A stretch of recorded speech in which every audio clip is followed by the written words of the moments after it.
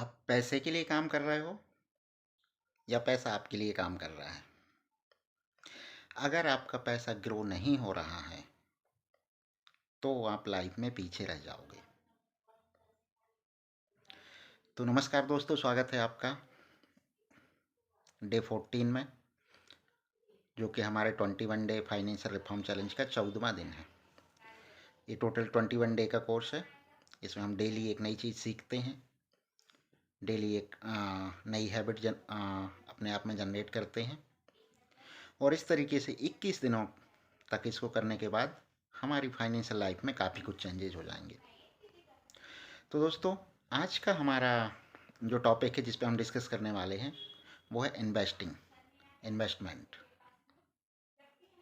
ये वो स्टेप है ना जहाँ से आप फाइनेंशियल फ्रीडम की ओर बढ़ते हैं और पैसा आपके लिए काम करना स्टार्ट करता है। तो हम एक बहुत ही इंपॉर्टेंट स्टेप पर आ चुके हैं, बहुत ही इंपॉर्टेंट टॉपिक के बारे में आज डिस्कस कर रहे हैं।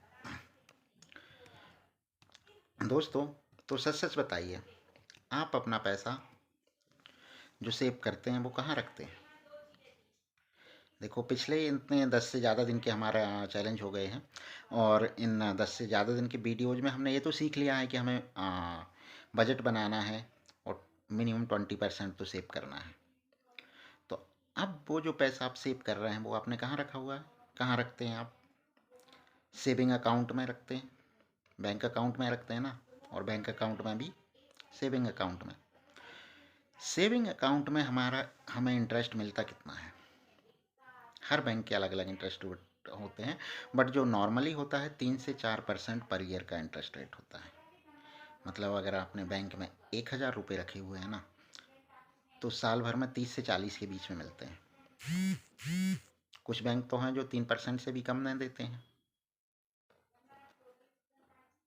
कुछ बैंक 3% से भी कम का इंटरेस्ट रेट देते हैं एनुअली सेविंग अकाउंट पर।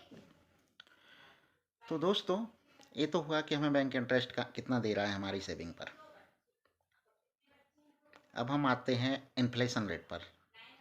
इन्फ्लेशन रेट कितना है? अगर आप देखेंगे, सर्च करेंगे गूगल पर या कहीं पर भी किसी भी रिपोर्ट में, तो हमें पता चलता है कि जो हमारा एवरेज इन्फ्लेशन रेट है वो 6 से 7% है। इन्फ्लेशन रेट मतलब महंगाई दर। महंगाई किस रेट से बढ़ रही है? तो वो रेट है 6 से 7%।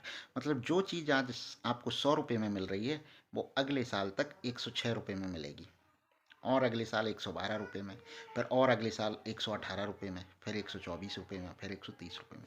मतलब हर साल 6 से 7% के रेट से चीज़ें की जो कीमत है वो बढ़ रही है। ये एवरेज रेट है, कुछ चीज़ें इससे ज़्यादा में बढ़ेंगी, कुछ चीज़ें इससे कम में भी बढ़ेंगी, बट ये एवरेज 6 से 7% का चल रहा है। तो इसे बोलते हैं इन्फ्लेशन रेट, और हमारा जो महंगाई दर है 6 से 7% के रेट से बढ़ रही है। तो इसका सीधा सीधा मतलब है कि हमारा जो पैसा है वो 6 से 7% के रेट से घट रहा है। मतलब जो आज 100 रुपये हैं आपके पास में, अगले साल वो 94 रुपये बचेंगे। अब आप सोचेंगे कि ये कैसे पॉसिबल है? मेरे तो दादा दादी के टाइम के 100 रुपये रखे हुए हैं, वो आज भी 100 रुपये में चलते हैं। उस टाइम का 100 का नोट है वो आज भी 100 में ही चलेगा। बिल्कुल सही बात है, वो तो 100 में ही चलेगा। लेकिन दादा दादी के टाइम पर आप 100 रुपये में जो चीज़ खरीद पा रहे थे वो आज नहीं खरीद पाएंगे 100 रुपये में, क्योंकि इन्फ्लेशन की वजह से उसकी कीमत बढ़ गई है। महंगाई की वजह से उसकी कीमत बढ़ गई है। तो दोस्तों, महंगाई का सीधा इम्पैक्ट हमारी करेंसी पर पड़ता है, हमारी जो करेंसी की जो वैल्यू है उस पर पड़ता है। तो जो हम बोलते हैं ना कि महंगाई बढ़ गई, उसका मतलब एक ये भी है कि पैसों की कीमत घट गई। अब पैसे से उतनी चीज़ें नहीं खरीदी जा सकती जितनी सेम पैसे से 10 साल पहले खरीद पा रहे थे हम। तो अगर हम पैसे रखते हैं, बचाते हैं, सेविंग करके भी रखते हैं, तो भी हमारा नुकसान है, क्योंकि पैसे की कीमत धीरे धीरे घट रही है। भविष्य में जाके जो आपके पास जितने पैसे हैं उनकी एक्चुअल वैल्यू उतनी नहीं रहेगी। आप वो चीज़ नहीं खरीद पाएंगे जो उतने पैसे में आज खरीद पा रहे हैं। तो हमें करना क्या चाहिए? हमें पैसे को ग्रो कराना चाहिए, बढ़ाना चाहिए, और कम से कम इस रेट से बढ़ाना चाहिए कि वो महंगाई के रेट से तो ज़्यादा हो। महंगाई दर का जो रेट है ना, उससे तो ज़्यादा होना चाहिए। क्योंकि अगर आपका पैसा ग्रो नहीं कर रहा है तो इसका मतलब वो स्लोली डिक्रीज हो रहा है, वो धीरे धीरे पैसा कम हो रहा है। दोस्तों, तो इसका मतलब है कि आप पैसा इन्वेस्ट नहीं करते हैं तो आप अपना फ्यूचर रिस्क में डाल रहे हैं, क्योंकि आपने जो गोल बना के रखे हैं वो तो पूरे हो नहीं पाएंगे, आपका पैसा तो कम पड़ जाएगा। तो दोस्तों, जितना ज़रूरी सेविंग है ना, इन्वेस्टमेंट उससे भी ज़्यादा ज़रूरी है। सेविंग में हम पैसा बचाते हैं और इन्वेस्टमेंट में हम अपने पैसे को ग्रो करते हैं। कम से कम इतना ग्रो करना चाहिए कि वो उसकी वैल्यू तो बनी रहे। जैसे आज जो 100 रुपये हैं ना, वो 100 रुपये ही तो रहे, वो 100 से 50 ना हो जाएं। तो इन्वेस्टमेंट इम्पोर्टेंट है। अब तक तो आपको समझ में आ गया होगा ना कि इन्वेस्टमेंट क्यों इम्पोर्टेंट है। जिससे हमारे पैसों की वैल्यू है ना वो बरकरार रहे, जितनी है उतनी रहे और उससे ज़्यादा बढ़े। तो दोस्तों, सिंपल लफ्ज़ों में देखें अगर, तो सेविंग मतलब होता है सेफ्टी। हमने सेविंग कर ली, पैसे बचा लिए, हम सेफ हैं। बट इन्वेस्टमेंट मतलब होता है ग्रोथ। हम अपने पैसों को बढ़ा रहे हैं, ग्रो कर रहे हैं उसको। अब बेसिक कॉन्सेप्ट आती है कि इन्वेस्टिंग क्या है। तो सिंपल, इन्वेस्टिंग का मतलब है कि पैसे को ऐसी जगह पर लगाना जिससे उसकी वैल्यू बढ़ती रहे। अगर हम थ्योरेटिकली देखें तो इसके एक दो मेन क्राइटेरिया होते हैं जो पास होने चाहिए। जैसे कि इन्वेस्टमेंट में हमारा पैसा कैसे ग्रो हो रहा है, ये मैथमेटिकली कैलकुलेशन के साथ में प्रूव करते आना चाहिए। मतलब ऐसा नहीं कि किसी ने बोल दिया कि पैसा हमने लगाया है वो ग्रो हो जाएगा, 1 साल में इतना, 2 साल में इतना, 4 साल में इतना। वो प्रूफ भी तो करना चाहिए लिखित में, फार्मूले के साथ में, कि इस तरीके से बढ़ रहा है, ये इसके पास्ट रिटर्न्स हैं और ये कैसे बढ़ रहा है ये भी प्रूव करके आना चाहिए। मतलब एकदम क्लियर होना चाहिए कि पैसा बढ़ रहा है तो बढ़ कैसे रहा है, ग्रो हो कैसे रहा है। क्योंकि पैसा बहुत इंपॉर्टेंट चीज़ है, बहुत रिस्की चीज़ भी है। सब लोगों को पैसा चाहिए, साम दाम दंड भेद हर तरीके के तरीके लगाते हैं लोग। तो हम अगर पैसा कहीं लगा रहे हैं ना तो सही जगह लगा रहे हैं ना, इसके बारे में हमें पता होना चाहिए। तो दोस्तों, एक क्राइटेरिया तो मैंने ये बताया कि हमारे पास मैथमेटिकल कैलकुलेशन से हम इसे प्रूव कर पाएँ कि कैसे ग्रो हो रहा है। दूसरा है, रेगुलेटरी अथॉरिटी होनी चाहिए कि जहाँ हम पैसा इन्वेस्ट कर रहे हैं उसको रेगुलेट कौन कर रहा है। सरकारी रूल हैं जिसको वो फॉलो कर रहा है। अगर कल को कुछ गड़बड़ हो जाए, कुछ डाउट हो, तो हम सरकार में कहाँ जाएँ, किस डिपार्टमेंट के पास जाएँ जो इसको रेगुलेट कर रहा हो। तो दोस्तों, रेगुलेटरी बॉडी गवर्नमेंट ऑथोराइज भी होना चाहिए, जो भी इन्वेस्टमेंट का प्रोसेस है वो। ठीक है। तो जो कॉमन से इन्वेस्टमेंट के हमारे पास में क्या है, हमारे पास में भी इन्वेस्टमेंट के बहुत सारे तरीके हैं। कुछ गवर्नमेंट के हैं, कुछ सरकारी हैं, कुछ गवर्नमेंट के हैं, कुछ प्राइवेट हैं।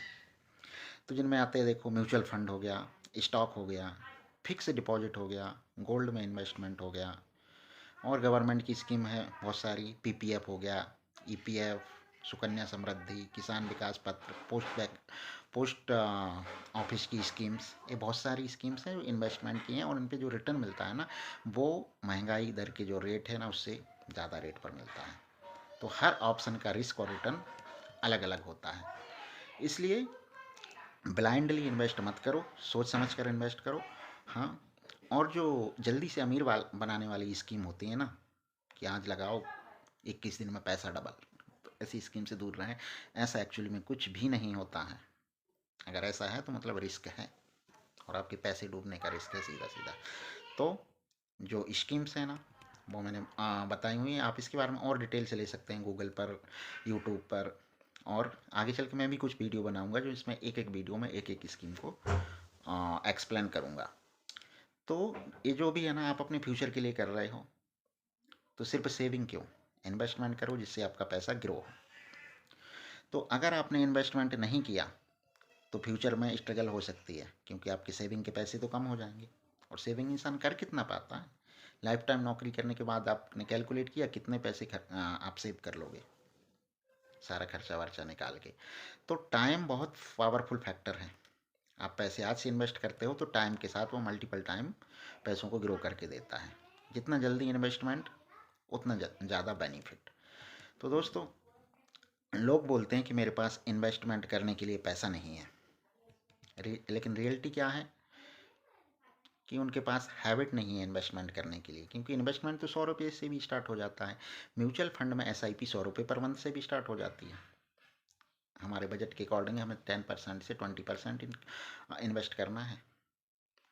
तो अमाउंट इम्पोर्टेंट नहीं है, इम्पोर्टेंट है हैबिट। आप हैबिट डाल रहे हैं इन्वेस्टमेंट की। तो दोस्तों, आज के चैलेंज पर आते हैं। आज का चैलेंज है इन्वेस्टमेंट स्टार्ट करो। थोड़े से करो, 100 रुपये से करो, इन्वेस्ट करो। कुछ नहीं है, आप फिक्स डिपॉजिट में डाल सकते हो पैसा। फिक्स डिपॉजिट भी 6% से तो ज़्यादा ही मिलता है बैंकों में, 7 से 9% तक। कारपोरेट एफडी पर जाते हैं तो 9%, लॉन्ग टर्म में जा रहे हैं तो 7% बैंकों में मिलता है। तो आप फिक्स डिपॉजिट कर सकते हो। फिक्स डिपॉजिट 5,000 से स्टार्ट होता है। नॉर्मली ये बोल रहा हूँ, कुछ बैंक कम में कर देते हैं, तो आप फिक्स डिपॉजिट से स्टार्ट कर सकते हो। ये एकदम सेफ और रिस्क फ्री, लगभग रिस्क फ्री मान सकते हैं, क्योंकि ऐसा तो बहुत कम ही होता है कि बैंक डूब जाए। मैंने भी अपनी लाइफ टाइम में ऐसा नहीं देखा है कि बैंक डूब रहे हों। तो आप बैंकों में एफडी करते हैं तो अच्छा खासा है। इसके अलावा और भी तरीके आते हैं जिसमें जैसे जैसे हमारा रिस्क बढ़ता जाता है, हमारा रिटर्न बढ़ता जाता है। मतलब रिस्क और रिटर्न एक दूसरे के प्रोपोर्शनल होते हैं। जितना ज़्यादा रिस्क उतना ज़्यादा रिटर्न, जितना ज़्यादा रिटर्न उतना ज़्यादा रिस्क। तो बेसिक के लिए एफडी है। उससे ज़्यादा अगर आपको नॉलेज है, आप म्यूचुअल फंड में डाल सकते हैं, पीपीएफ में स्टार्ट कर सकते हैं, रिटायरमेंट प्लानिंग के लिए एनपीएस कर सकते हैं। अगर अपनी बच्ची के नाम पर इन्वेस्टमेंट करना चाहते हैं तो सुकन्या समृद्धि योजना भी है। उसमें भी 8.2% इंटरेस्ट मिल रहा है, और उसमें हम 15 साल तक अगर इन्वेस्टमेंट करते हैं तो वो अमाउंट 60 से 70 लाख हो जाता है रिटर्न उसका। तो दोस्तों, आज के लिए आपका टास्क है अपना सेविंग सिस्टम रेडी करो। सेविंग सिस्टम मैंने बताया था कि ऑटो डेबिट के वो स्टैंडिंग इंस्ट्रक्शंस लगाना है। बेसिक रिसर्च करो कि कहाँ पे इन्वेस्टमेंट सेफ है और हम कर सकते हैं, और एक छोटे से अमाउंट के साथ में इन्वेस्टमेंट स्टार्ट करो। आप कर देते हैं तो नीचे वीडियो के नीचे कमेंट करें, डे 14 इज डन। अपना माइंड सेट लॉन्ग टर्म रखो, ज़्यादा टाइम के लिए इन्वेस्टमेंट करना है, क्योंकि हमारा सेविंग का पैसा है गोल के बेस पर होगा। इमोशनल डिसीजन मत लो कि अरे जल्दी कर देते हैं, किसी ने ये बताया है तो मैं ये कर देता हूँ। रेगुलर इन्वेस्ट करो। रेगुलर रहेंगे, जितना कंसिस्टेंट रहेंगे उसका बेनिफिट मिलेगा, वो हर फील्ड में मिलता है। कंसिस्टेंसी मतलब ग्रोथ। अगर आप 2,000 पर मंथ भी इन्वेस्ट करते हो ना, तो 10-15 साल में लाखों का वेल्थ बन जाएगा, लाखों में कन्वर्ट हो जाएगा। ये सब होता है पावर ऑफ कंपाउंडिंग की वजह से। तो दोस्तों, अगर आप इन्वेस्टमेंट नहीं करोगे तो आपका पैसा कम होता जाएगा, और इन्वेस्ट करोगे तो आपका पैसा ग्रो होता जाएगा। तो दोस्तों, इस वीडियो को सेव करें, लाइक करें, और ज़्यादा से ज़्यादा लोगों के साथ में शेयर करें, ताकि उनको भी इन्वेस्टमेंट के बारे में कुछ बेसिक आइडिया हो सके। ये वीडियो सिर्फ बेसिक आइडिया के बारे में हो था। अब कल रहेगा हमारा डे 15, जिसमें हम बात करेंगे कंपाउंडिंग के बारे में। मतलब जो हम पैसा इन्वेस्ट कर रहे हैं वो कैसे कंपाउंड होता है, कैसे ग्रो होता है, इसके बारे में हम डिस्कस करेंगे कल की वीडियो में। आज की वीडियो को यहीं समाप्त करते हैं। धन्यवाद।